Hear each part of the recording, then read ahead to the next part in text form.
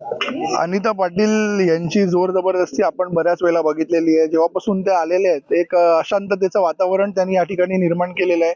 या अगोदर सुद्धा हजारो लोकांना त्यांनी नॅशनल पार्कचे जे मूळ आदिवासी होती त्यांना बाहेर काढण्याचा प्रयत्न केला. आज ही जमीन जी आहे अभिनव नगरची, जे सर्व रहिवासी आणि सगळे आलेले आहेत, हे इथे गेले 60 वर्ष वास्तव्य करत आहेत. त्यांना सर्व त्यांच्याकडे डीड कन्व्हिनियन्स आहे, त्यांच्याकडे सर्वे लेआउट आहे.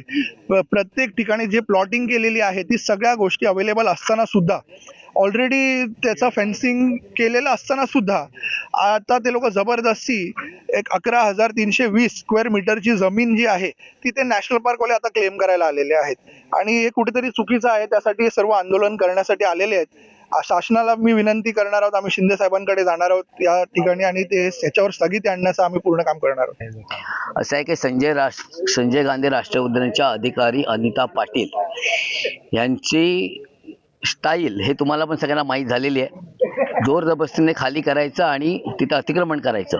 परंतु तुम्हाला दाखवू इच्छितो की मागच्या 30 वर्षापूर्वी ऑलरेडी संजय गांधी राष्ट्रीय उद्यानाने हद्द फिक्स केलेली आहे आणि त्याच्यानंतर त्यांनी पोल लावले, त्यांनी चर मारले आणि तिथून बांधकामाला सुरुवात केली. तर व्हिडिओ मी तुम्हाला पाठवतो.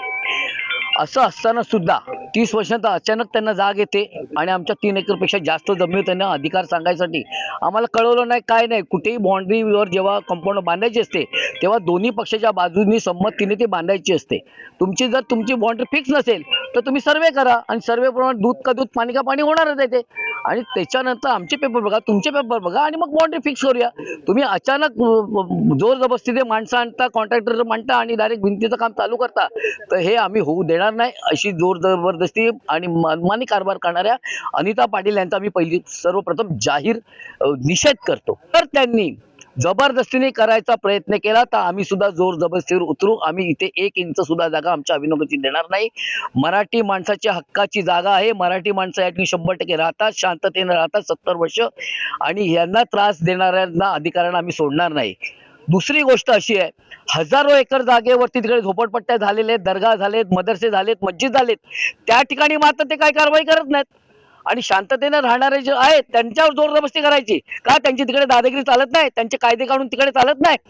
मग त्यांनी तिकडे कायदे काढून आणि जोर जबरदस्ती तिकडे करावी ना. तिथे तर हजारो एकर जागा आहे जी लाटलेले भांडू आणि संपूर्ण आजूबाजूच्या पट्ट्यामध्ये तुम्हाला माहिती असेल. मग तिकडे तुम्ही खाली करा. इकडे रहिजा आणि त्या तिकडच्या मोठमोठ्या बिल्डरांनी हजारो कोटी रुपयाचा घोटाळा करून त्याच्या नॅशनलच्या हद्दीमध्ये घुसलेले त्या बिल्डरांना नडा, त्यांना नडणार नाही. कारण ते तिथून मलाही खायचे तिकडून मिळते ना. आमच्या गोरगरीब जे नागरिक आहेत, शांततेने मराठी माणसं राहणार आहे, त्यांना त्रास द्यायचा प्रयत्न केला तर आम्ही त्यांना सोडणार नाही. आम्ही रस्त्यावर उतरू आणि त्यांनी जोरजबरदस्ती केली, आम्ही पण जोरजबरदस्ती करायला घाबरणार नाही, हे आम्ही ठणकावून सांगू इच्छितो.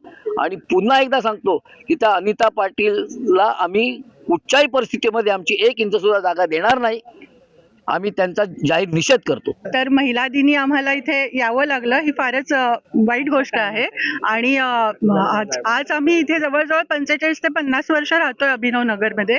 आणि असं जे नॅशनल पार्क आमच्या जागेत अनधिकृतपणे अतिक्रमण करतायत तर ते पण फारच चूक आहे आणि त्याच्या विरुद्ध आम्ही पाऊल उचलणारच.